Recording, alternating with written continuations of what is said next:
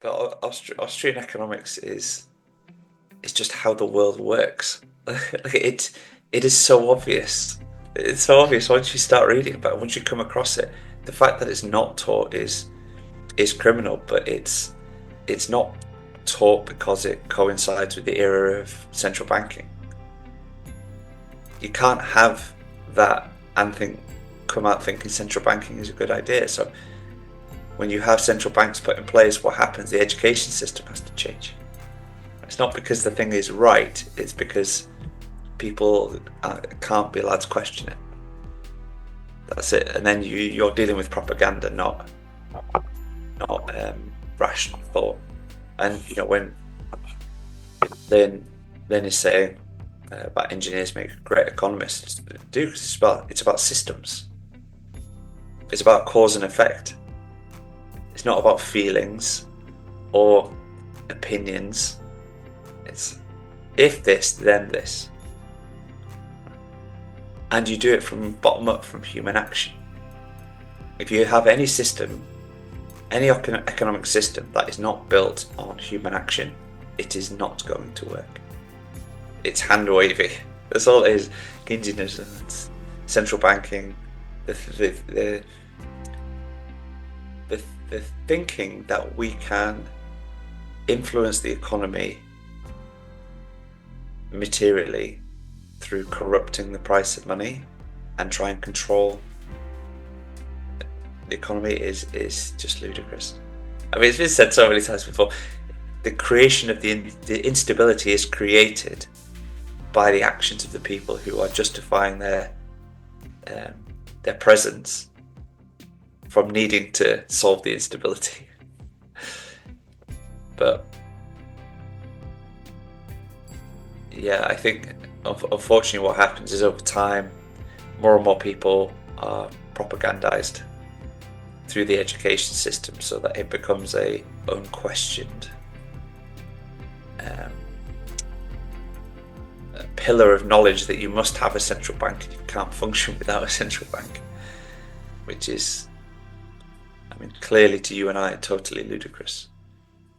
But that the access to that information, the realization of that is just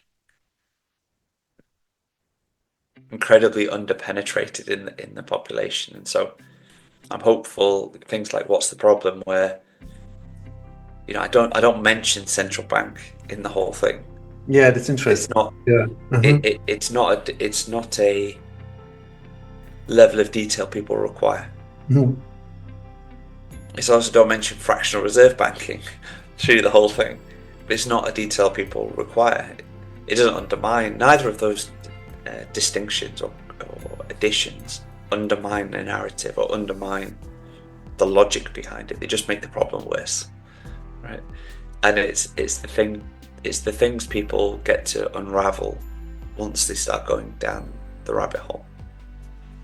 And so, yes, delivering things as a story is really nice because people remember stories, whereas you don't necessarily remember a textbook.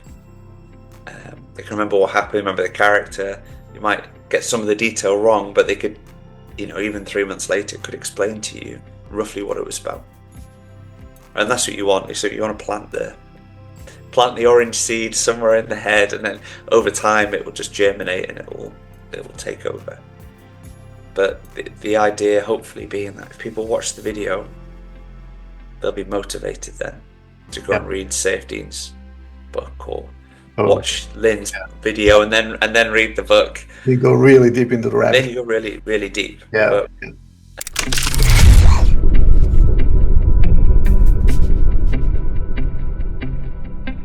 Joe, Bryan, thanks so much for your time. Welcome to the show. I'm a huge fan of yours by now, as you know.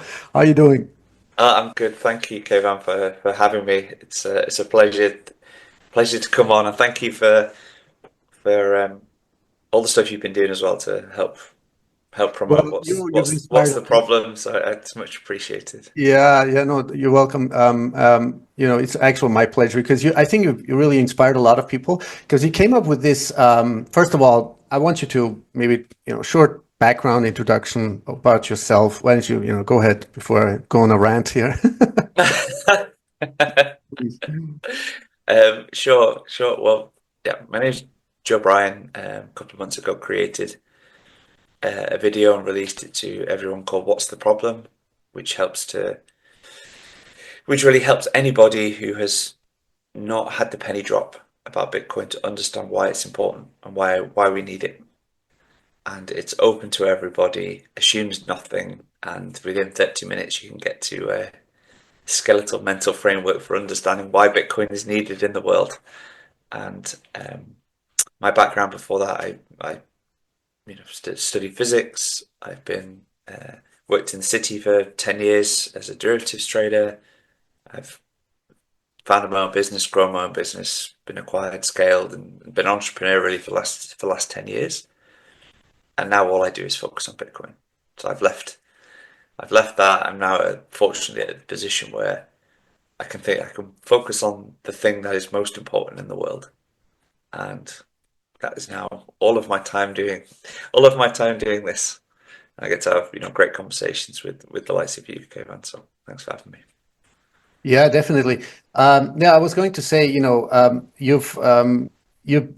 story is very inspirational. I mean, I know a couple of people, who are Bitcoiners friends. You probably don't also know Daniel Prince, the podcaster. He's Yeah, also like sort of from the financial yeah. sector originally.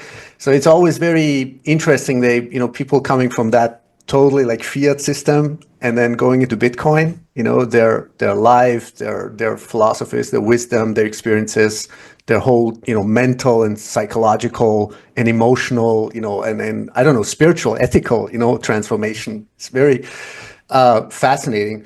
Let me ask you a genuine question. I mean, when you come from this, sort of fiat system, how many people, I mean, have you encountered that you thought, they might or they do understand the true causes, the essence of the monetary fiat system, the causes, the symptoms, or is it just, I don't know, is it just like a matrix of its own?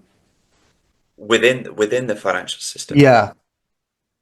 I think very few, very few, because everyone's so specialized, Kayvan. They're focused on their small area of the financial system, and that's where their expertise are. And so they're, to some degree, actively discouraged from thinking about things which are outside of that. You need to understand this product. You need to risk manage this product. You need to try and find ways to sell that product to customers. It's you're not. No one's earning brownie points for thinking about the corruption of the money, infecting the entire financial system. It's like, well, okay, well, that's a distraction. Focus on what you're supposed to be doing. And so, that combined with even people. I mean, as as you know, as many people know who are listening, the education that any of us have into Austrian economics, the and how the financial system works in terms of the money printer and all the downstream effects of money. Like we have to figure this stuff out ourselves. There is no formal education in this. You're actively taught the wrong thing. And so for the people who end up in finance, a good proportion of them have had either, science background where they've had really no education on finances, financial system, good or bad, or they've come from a economics background where they've had it shoved down their throat from a formal perspective, which is totally wrong. And so the people within the financial system are a mix of heavily indoctrinated Keynesians or people who have no background, who think about the products, just products and services for their technical benefits like derivatives, etc. And the first group don't see the issue with the money printer, and the second group aren't focused on the money printer. They're focused on understanding the intricacies of these financial products. They don't, they're not zooming out to see everything else.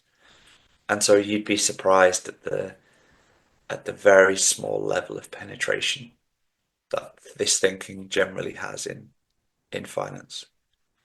And plus, I would add to that, it's very hard to motivate somebody um, to learn something on which his job depends that his job is dependent that he doesn't learn it. Yeah, whose Yeah. proverb is that? Yeah, yeah, I heard that so many times. Gee, that's so wise. I mean, this, yeah, yeah. When you're so biased and dependent on a system that feeds you or that pays you, I think it just automatically, right? You develop sort of I don't know what do you call it, a cognitive dissonance bias, or I don't know. Because it's hard. It's hard. It's quite undermining as an individual to think that what you're doing is wrong. I think. Not wrong as in ethically, although you could argue some of these things are ethically wrong as well on a fundamental level, on a very low, deep level. But just if people want to have purpose in their lives, people want to. No goes out wanting to do a bad job. They don't. People find motivation and purpose from doing something they think is meaningful and is contributing and is productive and profitable. If you tell them, actually you're pulling everything in the wrong direction, that's quite a hard message. You said you studied physics. That's interesting. How Yeah, did you well, I how'd you think end up with physics? Just out of passion or for oh science? well, I just enjoyed it. It was a choice between physics and business, Uh-huh. and I'm glad I did physics. Otherwise, I might have ended up as even more one of the indoctrinated. Um, but yeah, I just enjoyed it. The problem solving, um, critical thinking. There's no there's nowhere to hide in physics. There is, um, you know, your opinions don't matter. Exactly. Yeah. You know what's funny? Not only Safed and Amos, but I think Lynn Alden said some sort of a similar thing. Like the engineers or the scientists are much more better, actual or plainly like simply rational, logical thinking economists, right? And is it true that I mean I heard it from so many people like who study economics or finance. They never, I mean, they hardly learn anything about Austrian economics or, like rational, logical economics or something, maybe 1 or 2 hours, like in total, like, like in medicine, they don't study about nutrition, So it is, Um, I think, beyond criminal. I mean, it actually starts even in school. They don't even teach you, but like, what is, I mean, to be honest with you, the book of Safed and Amus, it really not only woke me up, but I think it woke a lot of people up. Like 3/4 of the book is like all about the history of money. It's not about Bitcoin. It's like about what is money? What's the essence of money? What is hard money? What are the causes? Like, like you do it with your story. What's the problem? Which we've done a fantastic job because I think, people love stories. It's just, the masses of the people, they love stories. It's not like, most people are not so intellectual or, cognitive, or they don't want to sit down and, maybe they don't have the time to read, whatever, Lynn Alden's book, Broken Money, or, so yeah, go ahead. I'm sorry. What's your no, take? no, that it's a good point, and Safety does a fantastic job. I mean, the Bitcoin standard had a similar effect on me as it clearly had on you. It's I can't comment. I can't comment too much on what you get taught or don't get taught in an economics degree, because having never done one, you just see the output of the people who have, what happens to the people who have done one, and they don't know really know about Austrian economics. But Austrian economics is just how the world works. Like it is so obvious. It's so obvious once you start reading about it, once you come across it. The fact that it's not taught is criminal, but it's not taught because it coincides with the era of central banking. You can't have that and think. come out thinking central banking is a good idea. So when you have central banks put in place, what happens? The education system has to change. It's not because the thing is right, it's because people can't be allowed to question it. That's it. And then you're dealing with propaganda, not rational thought. And when Lynn is saying about engineers make great economists, do, because it's about systems. It's about cause and effect. It's not about feelings or opinions. It's if this, then this. And you do it from bottom up, from human action. If you have any system, any economic system that is not built on human action, it is not going to work. It's hand wavy. That's all it is. Keynesianism, it's central banking, the thinking that we can influence the economy materially through corrupting the price of money and try and control the economy is just ludicrous. I mean, it's been said so many times before. The creation of the instability is created by the actions of the people who are justifying their presence from needing to solve the instability. But yeah, I think unfortunately what happens is over time, more and more people are propagandized through the education system so that it becomes a unquestioned a pillar of knowledge that you must have a central bank. You can't function without a central bank, which is, I mean, clearly to you and I, totally ludicrous. But that the access to that information, the realization of that, is just incredibly underpenetrated in the population. And so I'm hopeful things like What's the Problem, where I don't mention central bank in the whole thing. Yeah, that's interesting. It's not Yeah. Mm-hmm. it's not a level of detail people require. Mm-hmm. It's also don't mention fractional reserve banking through the whole thing. But it's not a detail people require.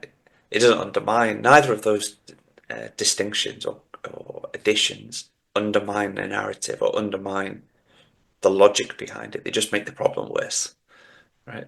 And it's the things people get to unravel once they start going down the rabbit hole.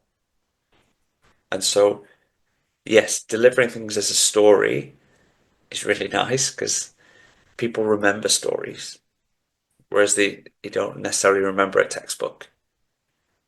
They can remember what happened, remember the character. You might get some of the detail wrong, but they could, even 3 months later, could explain to you roughly what it was about. And that's what you want. So you want to plant the orange seed somewhere in the head, and then over time it will just germinate and it will take over. But the idea, hopefully, being that if people watch the video, they'll be motivated then to go Yeah. and read Safedeen's book or Oh, watch Lynn's video and then read the book. you go really deep into the rabbit. Then you go really, really deep. Yeah. But Now, the way you did it, Joe, I think it's perfect because I was like thinking, actually, it's an understatement here, understatement there, but I'm like, somebody like you or me, who's been doing in this rabbit hole for like so many years now, it's you got to have just I just have to remind myself of my empathy. Is like, hey, these people I knew, they have no time, no resources, no energy. They just want to have a beautiful, logical sounding simple story. So it's perfect the way it is. At the end of this, at the end of the day, I'm like, this is perfect. This is that's exactly what people need. And as you said, you plant the seed, and of course, it's individual. The time for processing this information or connecting the dots is like so individual. It's like not only about, of course, it's the fiat monetary, whatever central banking system is the root of the money is the root of it, but it's like the tentacles. It's one of your first slides. Is the first slide with all the the symptoms like. you say, you could have put all, so many other, I don't know, symptoms or problems on the slide, but that's not the point, right? But what would interest me, like, what is your personal? I mean, you've done probably a lot of presentations now by now. What's your what's the visceral, what do you call it, like the gut reaction from, I don't know, maybe a number of people towards you, or towards the content that you? Oh, I mean, overwhelmingly positive. Uh, I mean, the amount of people who push back on it is very, very small. I mean, most people find it hard to not agree with everything in the video. And if you agree with everything in the video, then what? Like, you're at the starting line. Um, and so the reactions sort of vary from, yeah, that was good. That makes sense. Thanks for joining the dots, to, um, oh my God, I never knew this. To, people having, and it depends on the character as well, because people are more reserved, but some people have just been like, this is, like, you can see like their mind has been physically actually blown from connecting these things, like this penny has dropped. Um, and then, very occasionally, and I've not had this on anything other than like YouTube comments. Nobody who I've actually spoken to has had a negative reaction to it at all. Like, even necessarily a, question, not questioning is the wrong word, or like taken a negative stance on it. Oh, well, what about this, or what about that? Because I tend to be speaking to people who are not just random people on the internet. When you cast the net very wide, you're inevitably going to get people who are very, very stuck in the way that they see the world, or are very strong-headed, or strong opinions. Quite often sometimes from a weak rational base, Yeah. but still very, very clear. And they would say, what about this, or what about that, or what about the other? But they're very few and far between, to be honest. And and all of the things that they say are the things that you've heard before. And it's just about, right, go and read Jeff Booth's book, or go and read Lynn Alden's book, or Yeah. read the Bitcoin Standard, or go and watch a video about how Bitcoin actually works, Mhm. mechanically. The foundation of Austrian economy, as you mentioned, is like sort of, it's so not only larger, right, but it's based on human action, right? Right, praxeology, or what's the word called, with praxeology or something like that. Praxeology, yeah. Yeah. So what is your perception like? How does it take a long time? You think, like, people like aha, and like wow, the aha effect, the why effect, like the comprehension effect, and to the point, like, okay, there's no other choice. I mean, Bitcoin is the hardest money. It has all the properties we could ever dreamt of. It's not only like truly decentralized, the only truly decentralized, but like absolutely scarce. Censorship. I mean, every property you can think of is Bitcoin. And um, do you have like experience with people, like, does it take like a long time, or do you think they have to go deep down the rabbit hole until, I don't know, they make their own holistic connection and then say, okay, this is it, Bitcoin? I mean, if it wasn't for Bitcoin, there would be no hope. So, Well, the video is not about Bitcoin. mhm. It's the thing, and obviously we all know it's about Bitcoin, but for them, it's only Bitcoin gets shown at the end. And I've even changed the title of the video, Keyvan, in the last couple of days, to remove the word Bitcoin from it now. Oh wow, okay. It Uh-huh. used to be, what's the problem? Hmm. Demystify why we all need Bitcoin. So whenever someone shared the link, you would see Bitcoin there. Given where we've got to in terms of distribution, I feel like we've covered most of Bitcoin. Most Bitcoiners who are active on X, or either are aware this video exists, or have seen the video. And so the benefit of having Bitcoin in the title is probably gone the other way now.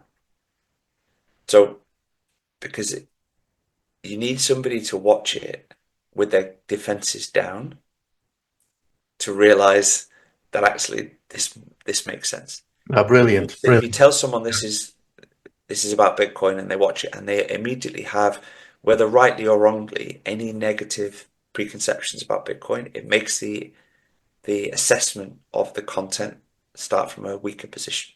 Mhm. I mean, incorrectly so, but it does.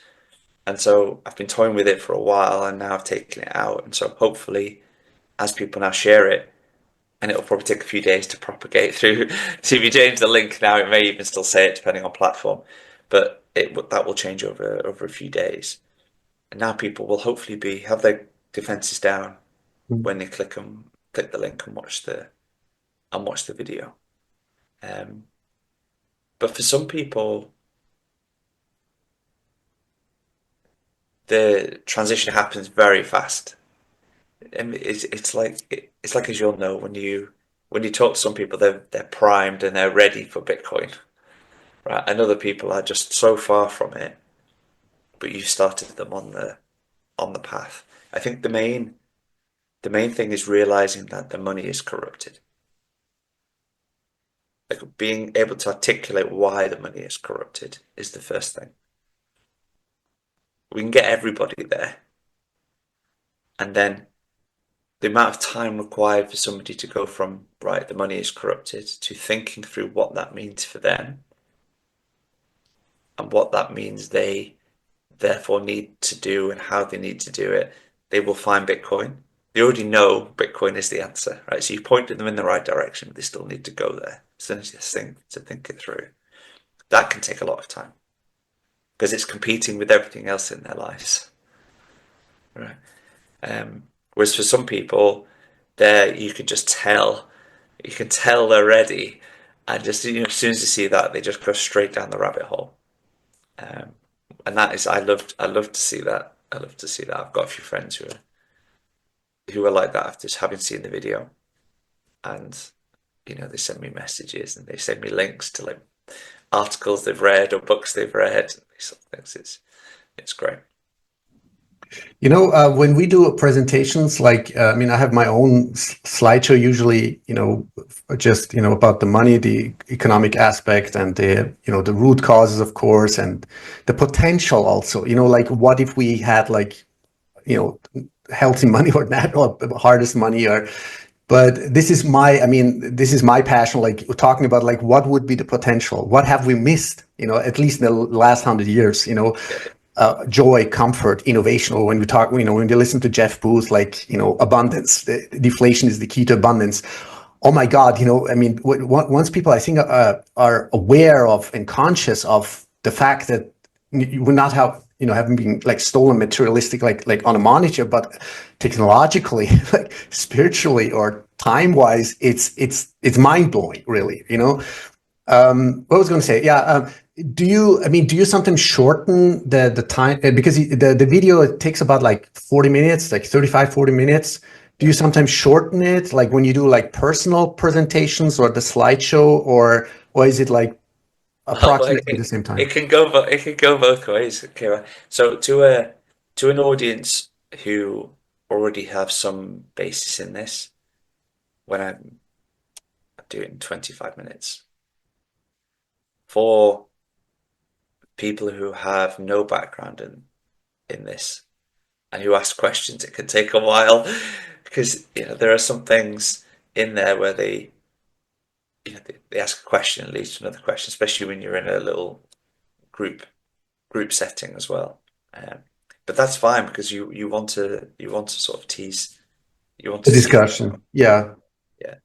But I mean, you talk about Jeff Booth and the deflation is the key to abundance. That is that part of this um, video where they're on the island and the prices start falling and the quality starts going up. And I don't mention the word deflation. Yeah. And this is intentional Hmm. as well, because going through by doing it by giving the presentation in person to lots of different people and then dealing with the questions after. Deflation is a nasty word as far as the current perception of it goes. And so by prices going down over forever is deflation. Exactly. Yeah. Yeah. Yeah. But when you don't mention the word deflation, then suddenly it's a good thing. Uh-huh. Right. And so having it in the video and not mentioning the word deflation was a conscious choice. But that slide is a poor attempt at Jeff's a summary of Jeff's, you know, deflation is the key to abundance position, which is absolutely right.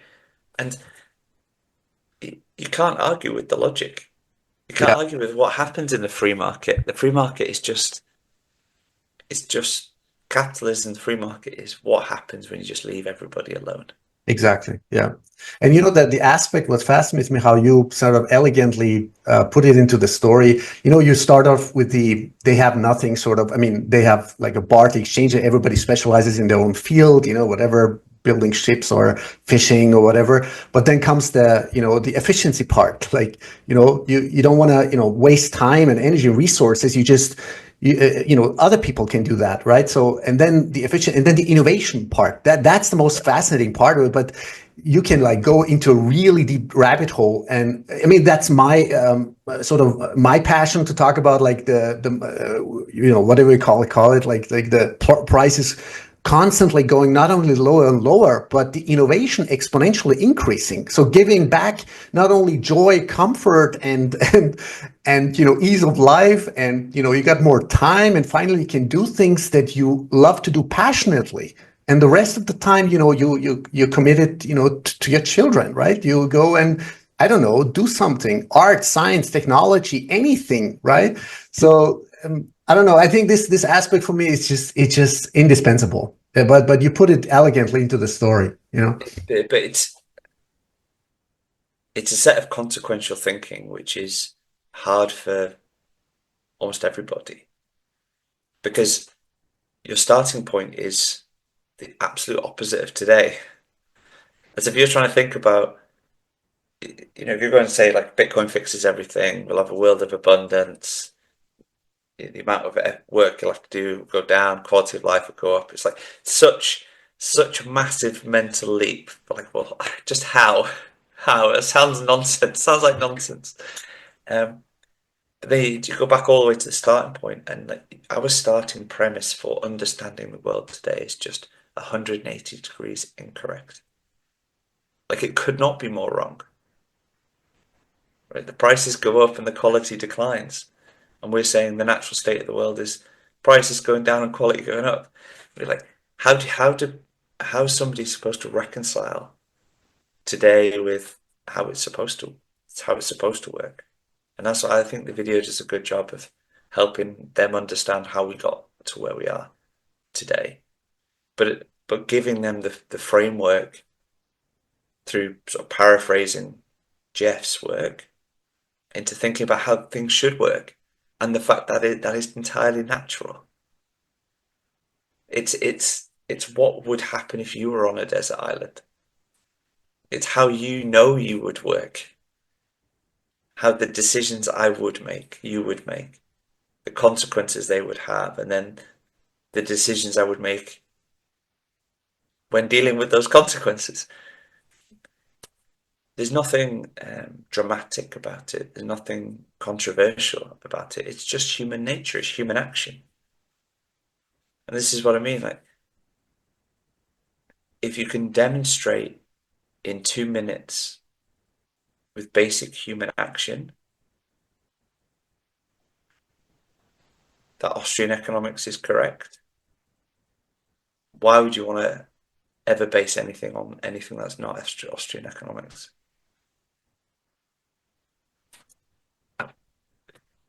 You just wouldn't. You just wouldn't. You just wouldn't. And it comes back to like parallel to physics. Okay, man. The the desert island is a small example, right, where you stripped back lots of second order things, like distill it to its core, its fundamental principles. Does this thing work? When you do this and you set the system in motion, what happens naturally? Okay. Everything else is a disturbance to that system. But the core system, the natural system, is this one. Okay. And that's just science. That's like science. It's like if I repeat this to experiment 100 times, what's going to happen? Okay. Now, if I begin to interfere with that set of the rules of the game, can I deliver a different outcome? Or can I, if I introduce an electric field to something that's happening, it's going to cause some issues, or introduce, a magnet, something like this, then it's going to impact the system. But it's not core to the system, it's just brought to the system from outside. And this is exactly where we get to other economic schools of thought. But you apply the same system to like political thought and socialism and communism. They're all just aberrations on the natural system. Capitalism is just what happens when you leave everything alone. I mean, pure capitalism, not the crony capital. I think these people. No, it's only pure capitalism. Exactly. Yeah. Right?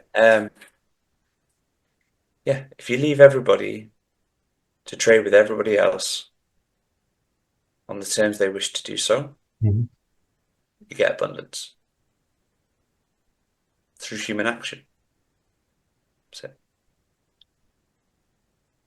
it's the process of interfering with that causes disturbances, which causes inefficiencies and problems, which people then justify as a reason to meddle even more. It's exactly the central bank problem again. I justify my existence by the fact that there are issues caused by my existence. And this is government, it is central banking, ultimately socialism, communism. They're all immoral, abnormal, ultimately guaranteed death of a system. Because it just makes it worse. And this is what's wonderful about Bitcoin, is it gets rid of all of that. Yeah. It's the first global free market, and it's going to liberate so many people globally from the tyranny of all of these things, and give them a level of independence and level of control in their lives that no other technology that ever existed has been able to do, or will be able to do in the future, because money is so fundamental to everything, and there's nothing after Bitcoin.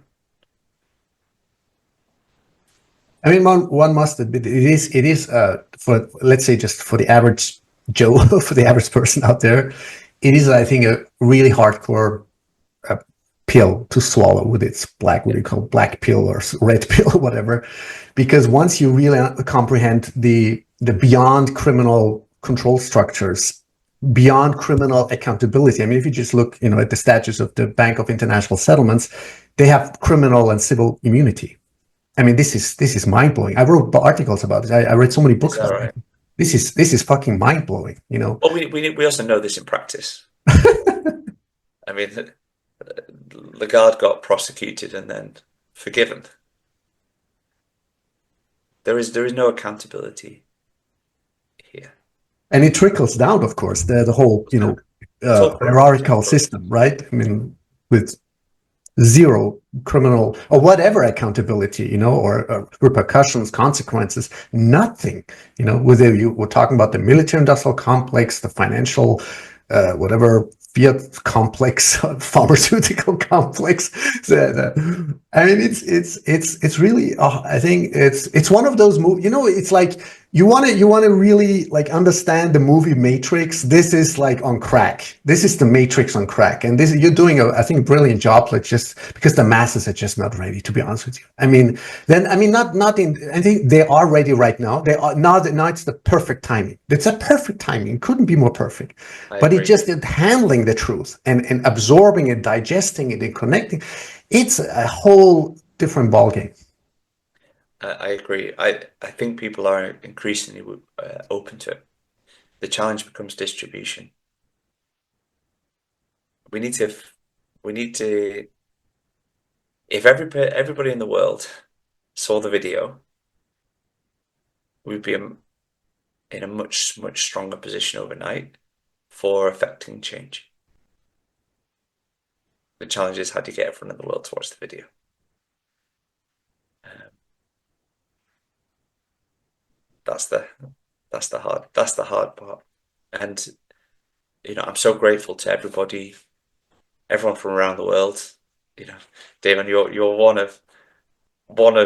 of many people who have taken an active role in helping further the information of the video and the distribution of the video in different countries, different languages over the last couple of months. Everyone working together, Yeah. everyone trying to bring it to their own communities and things, and it's hard. Um, it's had some material success, but we're just scratching the Yeah. surface Yeah. because we're going from our small corner of the world. Right? We're all starting in like the 1% Bitcoin corner, and then trying to go out. So yeah, over time that naturally filters out to everybody, but it takes a long time. So Yeah. No, the synergy effect is great. I'm known for, always taking the initiative. I always interview people for the first, I'm always the first one to interview people. Usually, when you look back, all my interviews are like, oh, and then all of a sudden they all, become sort of celebrity or famous after that. No, I'm just kidding. But what I was going to say is that, yeah, it takes it takes some time. It just, and by the way, yeah, that's what I was going to say is that, I don't think that, and we know that, right? We know that factually. It's like it doesn't take like I don't know, majority of world's population or a society or a nation society to adopt Bitcoin to trigger that or initiate that change, that transformation. All it needs like I don't know 2, 3, 4, 5%. It's like it's ridiculous, right? yeah, I totally agree. Totally agree. It's about margins. It's about margins, and we already see this in the US. Bitcoiners and brackets crypto enthusiasts as well have had a meaningful role to play in the last US election cycle, which means that you end up having a administration that is pro those things. It helps that we have an administration that has Bitcoiners in it. But other people are going to learn from that. You don't think in 4 years' time the Democrats are going to whip up another anti-crypto army. It makes no sense. It makes no sense to do that. Don't win any votes doing that. So what happens? And more people become either, well, certainly not explicitly anti-Bitcoin, but more people become pro-Bitcoin and vocally pro-Bitcoin because it's a very motivated voting bloc. And it's really winner takes all in that bloc. You're either the best candidate for Bitcoin or you're not.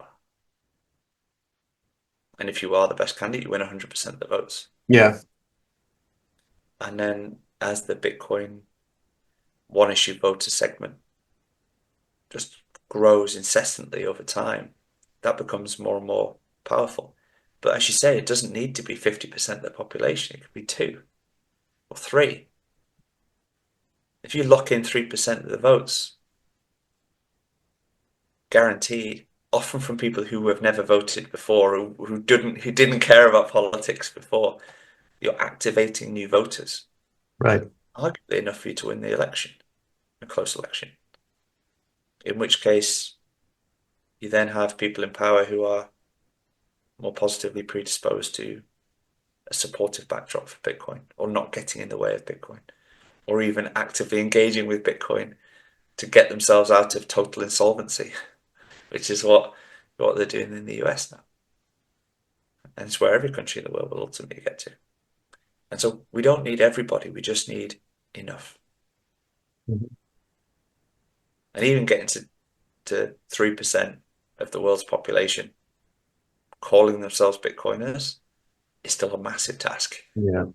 You know, Yeah. because you can own Bitcoin, but to call yourself a Bitcoiner and to adopt the approach that the majority of Bitcoiners, I think, naturally end up um, having as a consequence of the thinking going down the rabbit hole. Mhm. I mean, we are very much less than 1% at the moment, very, very, very much less than 1%.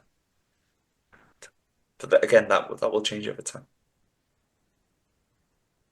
Now, I'm not a advocate or cheerleader of institutional adoption, of course, but Bitcoin is for everybody, right? So it's always this is the brilliant essence, I think, of Bitcoin. It doesn't matter who adopts it or who doesn't, who buys trillions of Bitcoin eventually, because it all lifts up everybody, and of course the purchasing power exponential by orders of magnitude. But would you say that it takes like just one or two big company. By the way, yeah, this is the question. I was thinking like I missed something. The sort of career risk and fiduciary duty. These are the topics I want to talk to you about. Yeah. Well, Like, career risk, as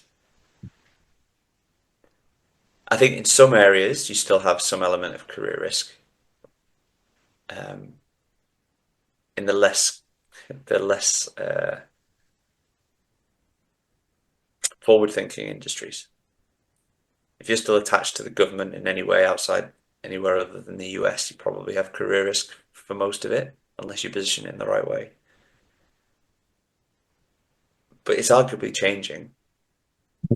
The more free market orientated you are, the more commercially savvy you are as an organization, the less and less career risk there is in bringing up Bitcoin now, because the world has changed. Like the rules of the game have changed over the last 3 or 4 months since the change of the US administration. Like we're at that. The momentum is shifting globally. What was previously taken as the truth, social truth, governance truth, all of these things is no longer. I should say that truth is no longer the case. It's beginning to wither on the vine, and we're returning to something which is more normal. I'd say generally, which is a better backdrop then for somebody to put their hand up and proactively talk about this. But Bitcoin is competitive advantage for everybody, and that's companies, individuals, and countries. And so you absolutely want to have people in your business who understand Bitcoin. And so, yeah, well, we're very close to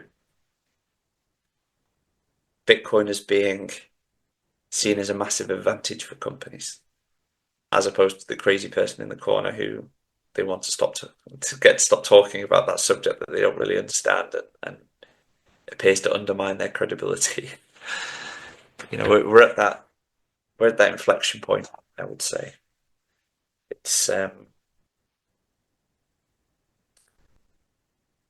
yeah, but Bitcoin is for everybody, and you can't stop them, and it's the natural cycle of adoption. Governments have a big red button.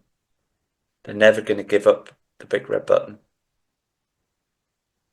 without a struggle, without a conflict, without a revolution of some form, which means it's not going to happen these days. The public don't have the appetite, the motivation, the wherewithal for any revolution of any material note. Everyone's just too busy looking at their phones. And so, I think we're on the path with the US now, where the US realizes Bitcoin is the only way out. It's the only way out of the mess they find themselves in. And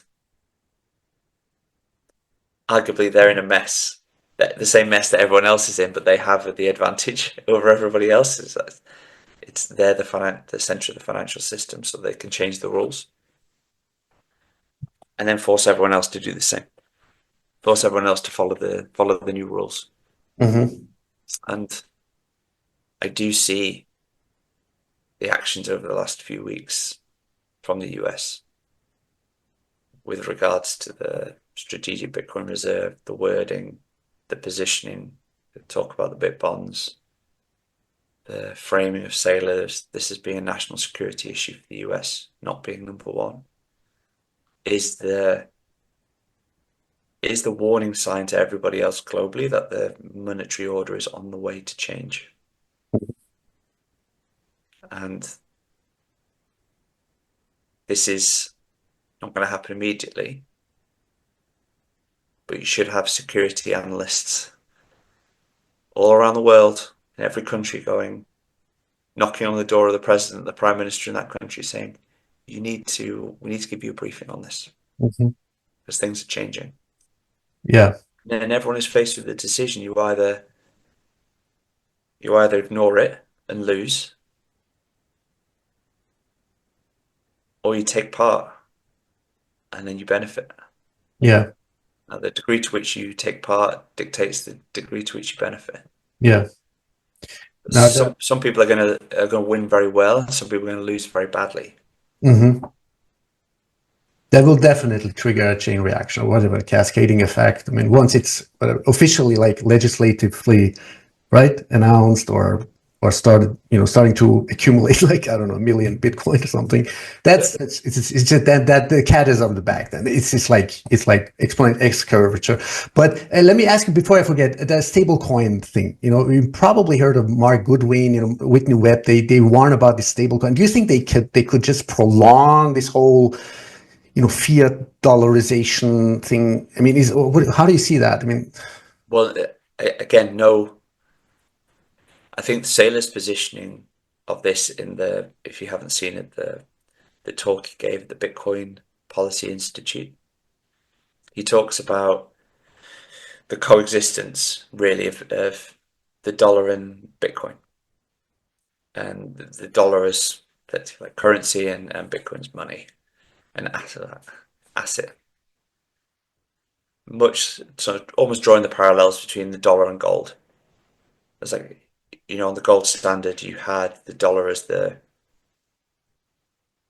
preeminent currency, and everything was pegged to the dollar. Dollar was pegged to gold.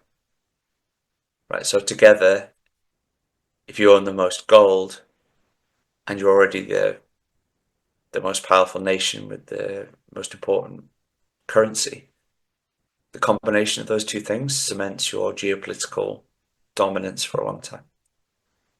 And so, reading between the lines, it's like basically saying the same thing with Bitcoin and the dollar. Now, stable coins are,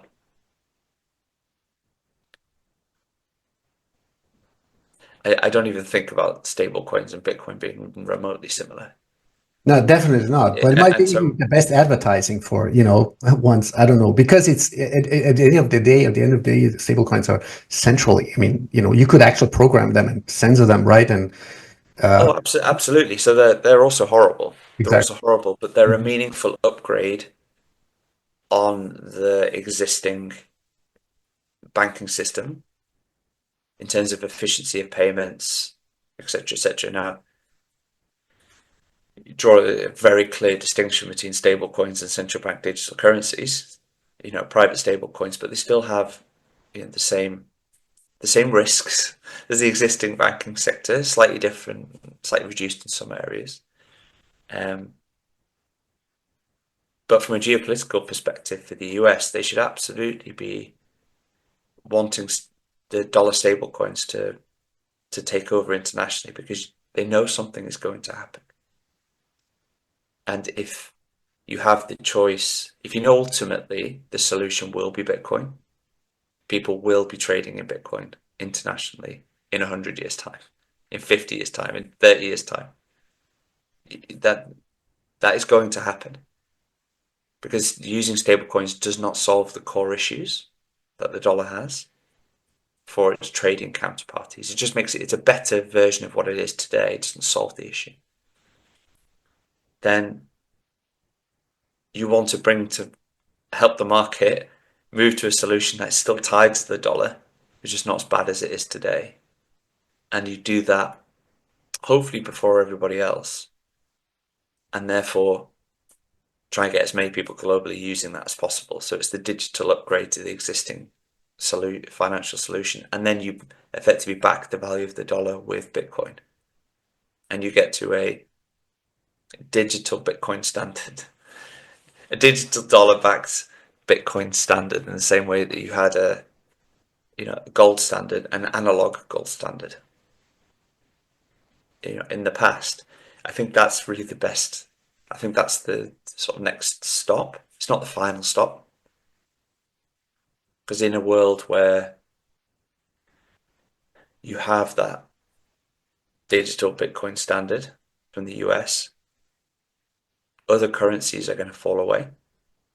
That you have a world with far fewer currencies Mm-hmm. because you have more dollarization, because it's just easier, because now it's entirely digital. And so you have more countries adopting the dollar. But you also have the growth in Bitcoin everywhere. No one can stop it.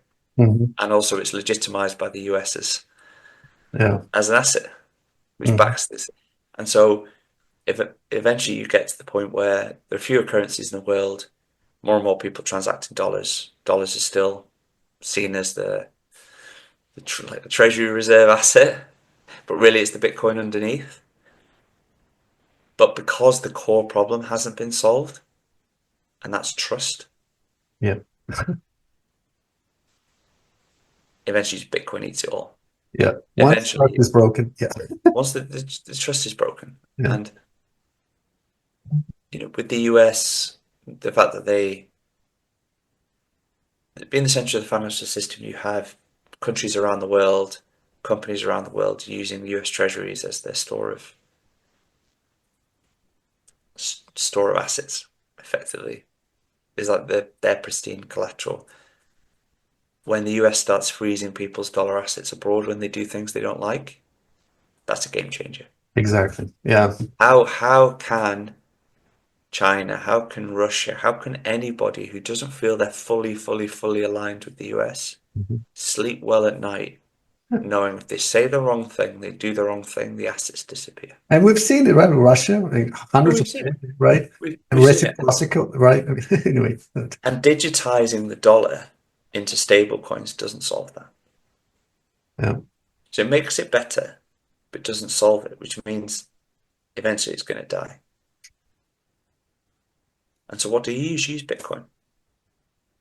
Because the adoption, the transition from that digital stablecoin dollarized world to Bitcoin is much easier than it is today.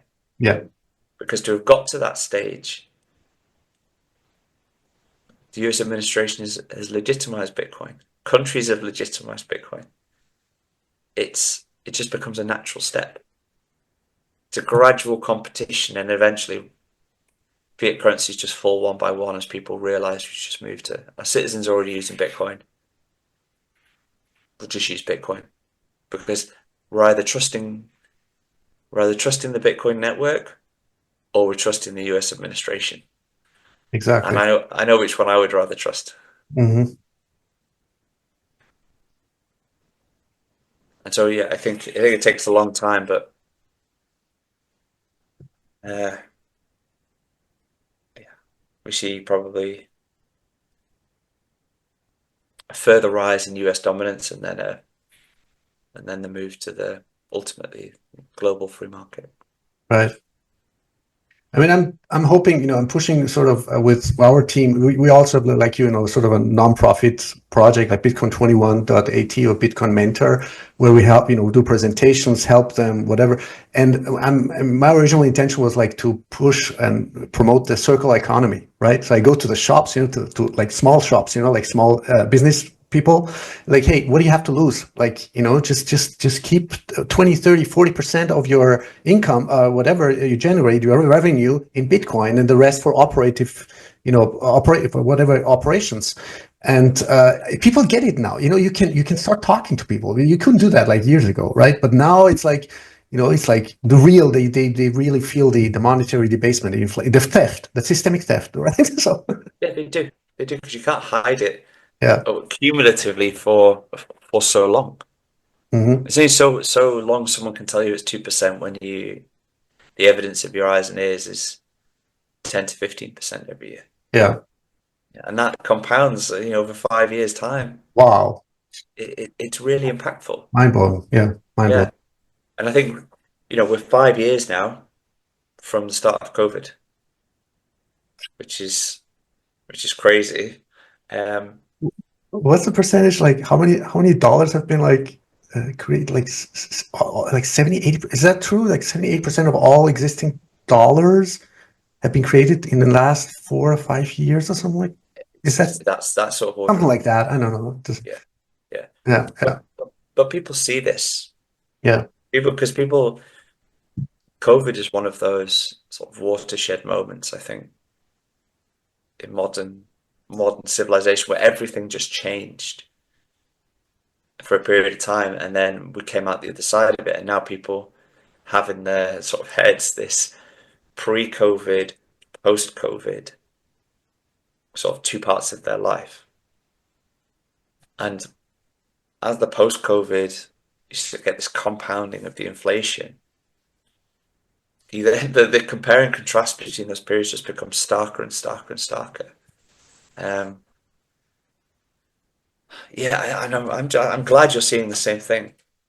Um, that people are more and more open to having these conversations and just starting to get a little bit of Bitcoin in their ownership. Because yeah. that's all it takes. It's all it takes. It's so As soon as you simple. have Yeah. a little bit, then you start thinking, and then we all know where that ends. So I don't want to hold you up too long. I really love this conversation. Very inspirational, very insightful, Joe.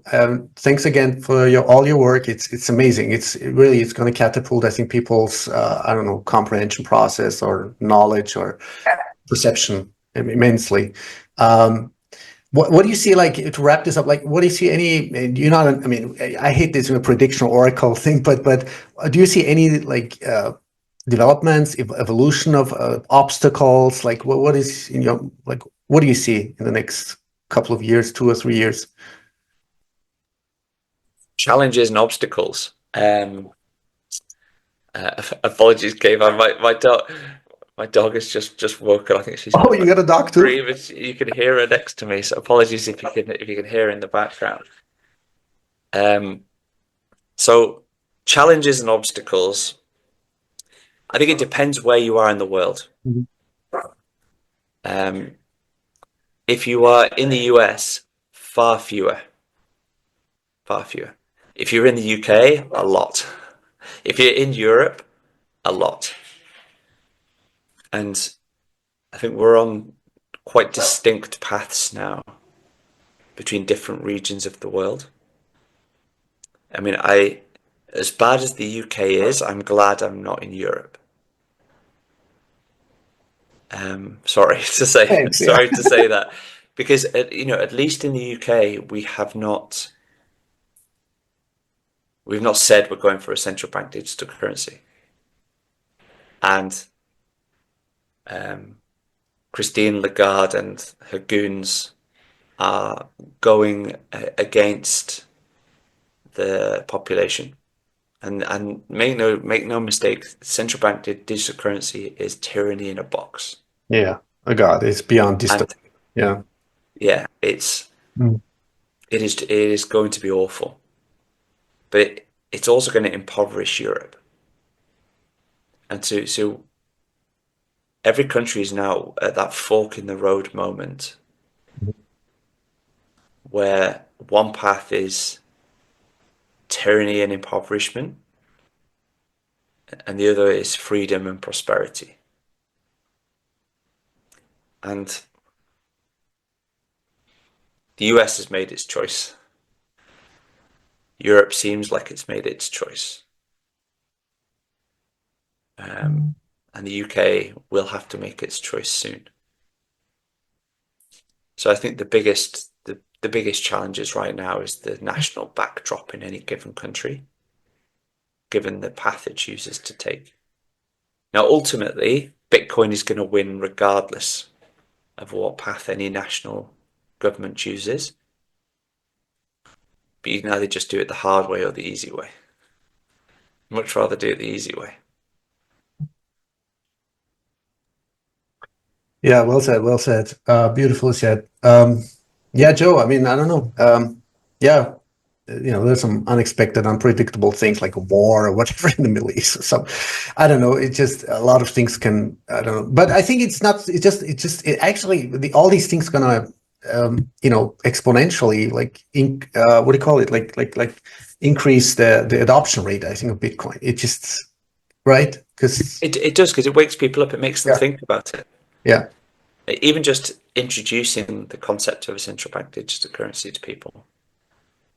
Most people would just nod it through because they don't know, or they've been missold or misled. But a small percentage of people who have not found Bitcoin will question it. And then we'll find Bitcoin. And so,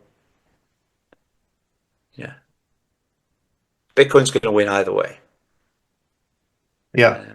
It's on us as Bitcoiners globally to try and bring as many people as possible along with us as we can do before it becomes even more challenging to do so.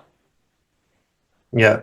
And parallel, also with the technological innovation, it becomes much more user-friendly, easier, the lightning adoption rate, Yep. everything, right? I mean, especially when you're talking about like circular economies, like medium of exchange, right? It's a medium of exchange, like people are going to start finally trading in real purchasing, exponentially increasing purchasing power, like prices going down, down, down. Absolutely, absolutely. And we've got a lot of innovations coming soon that are going to help put a Awesome. meaningful dent in that as well as a community. Super. So I'm very optimistic about the future. Yeah, me too. So, Joe, any besides your, Sats versus Fiat? I mean, where do you want people direct to, or what would you put in the show notes? Yeah, satsversusfiat.com, and that's the same handle on the website, YouTube, and X. Mm-hmm. So come and join us and get access to the materials. Go and do a presentation yourself, share it with friends, and we are releasing more new videos in native languages as Wow, well. super. So we have Great. French, Polish, Slovak, and German versions of What's the Problem Now as new videos on the site, and more will be coming. And really, just if you want to get involved, please help yourself to the materials on the website. Change them, edit them, present them to friends, family, other people. The idea here is we just try and bring What's the Problem to everybody globally in whatever way makes sense for the right people at the right time. And so big team effort, and thank you to everybody who has helped or will help in the future on. Definitely. Well, thank you, Joe. And are you working on any other project for the next? I don't know. Can you like or like any, I don't know, film project, book project, or are you busy enough? Like, I'm reflecting on how to improve the distribution of this. Okay, gotcha. We go from, because this is Bitcoiner led, and there aren't enough of us. So maybe we can do it a different way. Awesome. Well, yeah. Stay humble, stay sats. What else can we say? Okay, Joe. Right. Thanks very much for having me, Keyvan. Really enjoyed it. Bye. All right. See you.